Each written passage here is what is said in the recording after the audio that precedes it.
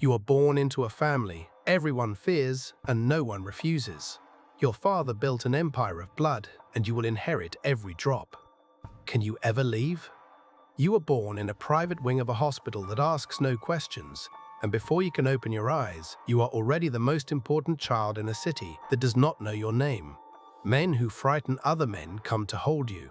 They call your father by a title that appears on no document, and they look at you the way people look at a crown that has not yet been worn.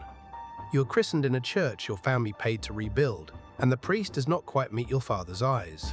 You will remember none of this, but it is the moment your life is decided.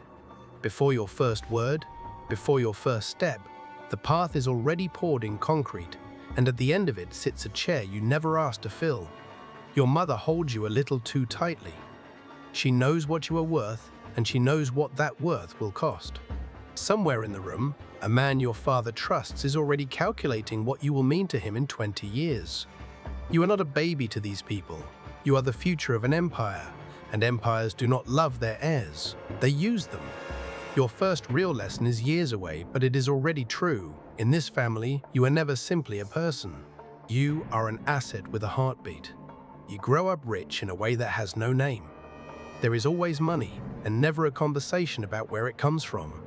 There are men in cars outside your school who are not teachers and not police, and you learn, without being told, that they are there for you. You are loved, fiercely, completely, and also watched, always watched. And as a child, you cannot tell the difference between protection and a cage, because they wear the same face.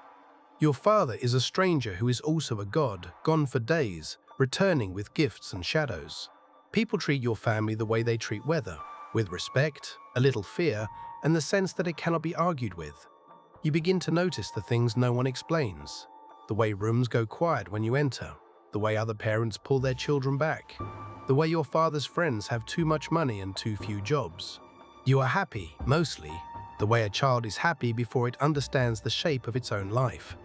But the questions are gathering, and one day, the wrong overheard sentence or the wrong open door will answer all of them at once. You are almost old enough for the truth, and the family is quietly deciding how much of it to let you keep. There is a day every child like you remembers, the day the word for your father changes in your mouth. Maybe you see something you were never meant to see. Maybe a boy at school says it plainly, with cruelty, because his parents said it at dinner.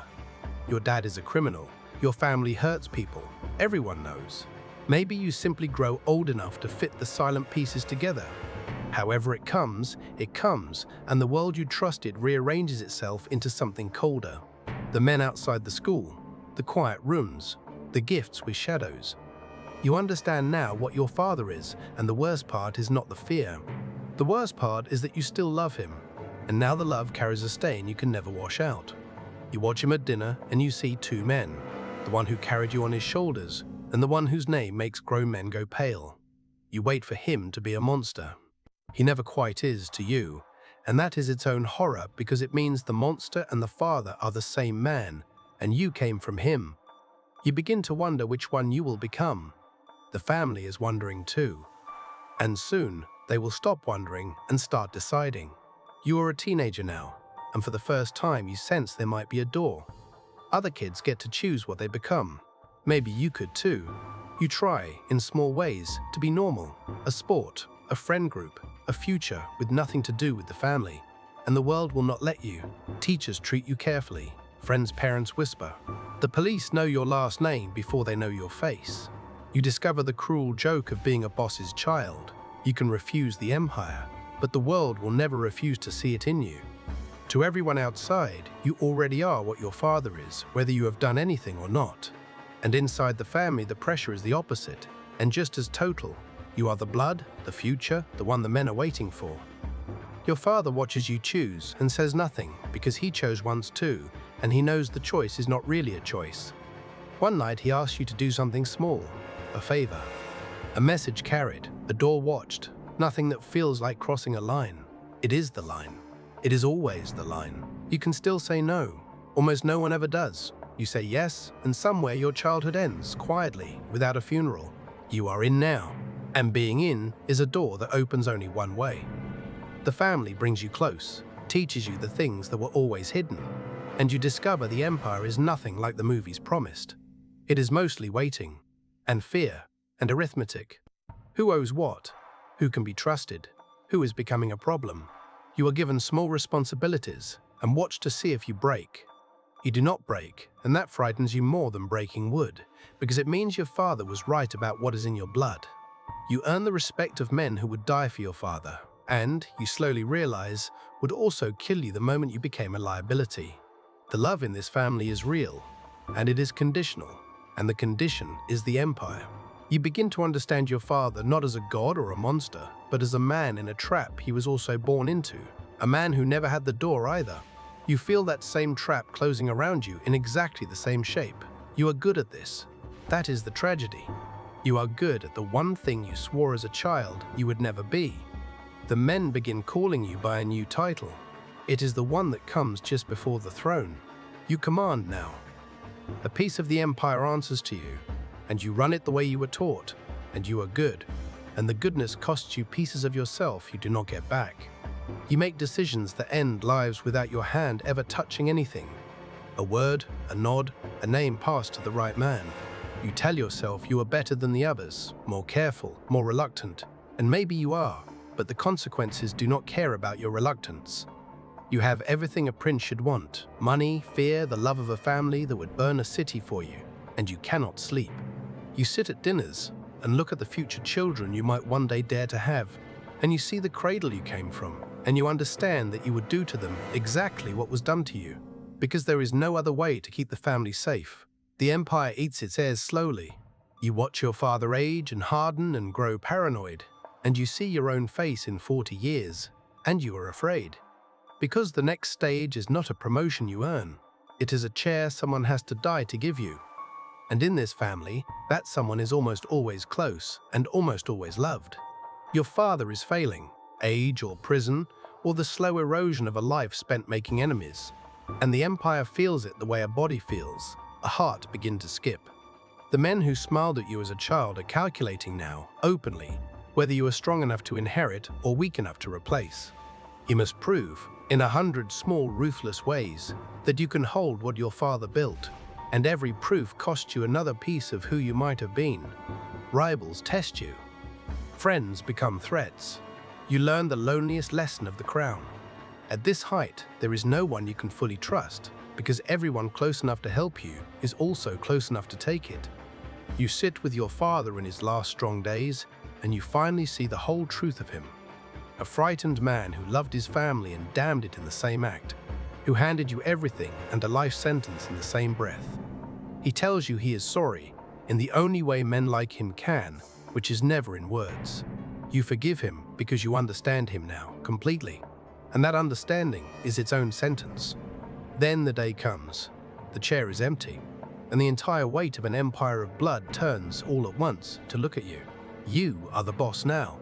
Everything your father built is yours. The money, the fear, the men, the city that does not know your name and obeys it anyway. You sit in the chair you were born to fill, the one poured in concrete before your first word, and you finally understand the secret the cradle was always hiding. You were never the prince of this family. You were its prisoner, given a beautiful cell and taught to call it an inheritance. You cannot leave.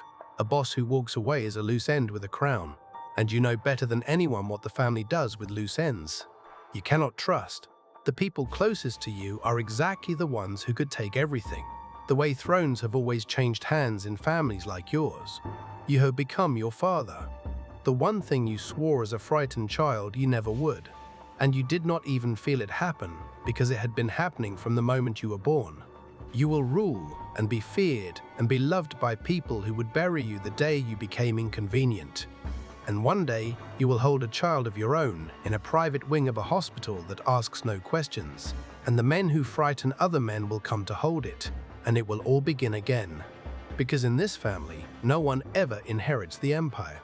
The empire inherits them. But the story does not have to end the way it almost always does. There is a road almost no heir takes, because it costs more than most can bear to pay. It begins back at the Crossroads, the night your father asks for the small favor, and you say no, and you keep saying no, through every pressure the family and the world can bring. Saying no does not make you free. It makes you an exile. You lose the name, the money, the protection. You lose, hardest of all, your father, who cannot understand the one choice he was never brave enough to make himself. You start over as no one, in a city where your last name means nothing, and you learn what your father never could, that being ordinary is not a punishment. It is the very thing he traded an empire to escape feeling and never found again. The road is lonely. There are years you fear every car that slows down.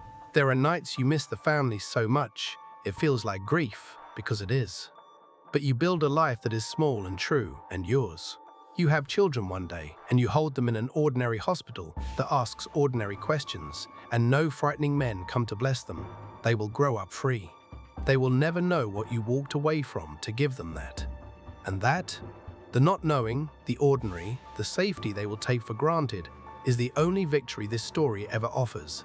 You paid everything for it. It was worth everything. And then there is the other road, the one almost everyone takes, the one that takes almost everyone. You do not just inherit the empire, you feed it. You discover that the reluctance you once mistook for goodness was only a leash, and you slip it. You become more than your father ever was. Colder, hungrier, willing to do the things he flinched at. For a while, it works. Fear is a kind of power, and you wield it like a man who has stopped being afraid of his own reflection. But the empire that eats its heirs eats its kings faster. The more ruthless you become, the more enemies you make. The more enemies you make, the more ruthless you must become, until the spiral is the only thing left of you. The men who loved your father do not love you. They fear you, and fear curdles into hate, and hate goes looking for a knife. It comes from where it always comes from in families like yours. Someone close, someone you trusted, someone you loved. You do not see it until it is already done. You die young and feared, in the chair you killed to keep, and the empire does not pause to mourn. It simply turns to the next frightened child, and the title is poured into smaller hands, and you are remembered for exactly one season before the family forgets your name. You wanted to be more than your father. You were. That was the whole tragedy. 3 roads. One throne the Cradle chose for you before your first word. Most never find the door. A few pay everything to walk through it. Which road would you take? Next time, The Con Artist. Subscribe and keep climbing.